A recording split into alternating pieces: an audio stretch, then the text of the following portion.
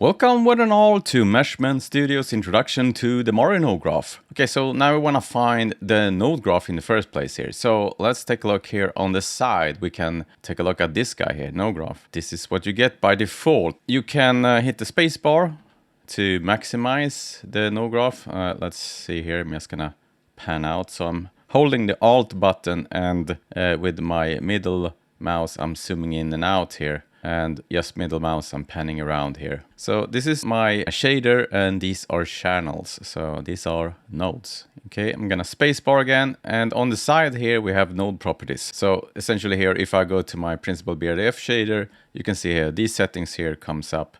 It looks a bit different when you do it in the node graph, in the node properties, than in this, but it's essentially the same things here. It's just another way to interact with it when you're in node mode. What I'm gonna do here is to remove all of my panels and make a bit more user-friendly way to work with the node graph, in my opinion, like so. So I wanna have a clean slate. I'm just gonna now enable the node graph. It depends on how I wanna work. So you can dock these differently here. So let's dock them independent of each other. So just a node graph here. For example, if you want to dock it here on the side, you can do that. So recently I kind of started to use this. I have the node graph here, but then I have my node properties on top, and that works pretty okay for most places. For example, here, if I want to do something, I can have my node properties and I can zoom around here in my node graph. If I want to go full screen, I can hit spacebar and do some operations. I can then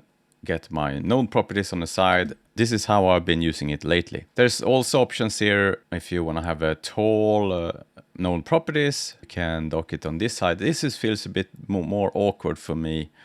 I don't like to interact with essentially settings on this side of my screen. Some people like to have it docked down here, like the default, and maybe have the node properties like this here on the side, like so. That's another option. So that's pretty okay as well. You get a bit of real estate, like a wide real estate, and you still get a bit of a taller node properties.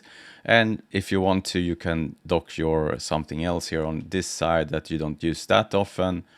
And then you have a window in the middle where you can do stuff. You can get your materials here, for example, drag them in, so do full screen painting, jump out, do your node properties. So this one is actually also something that I set up in this way. Yeah, I think I will go with this now for a bit here and see how that feels.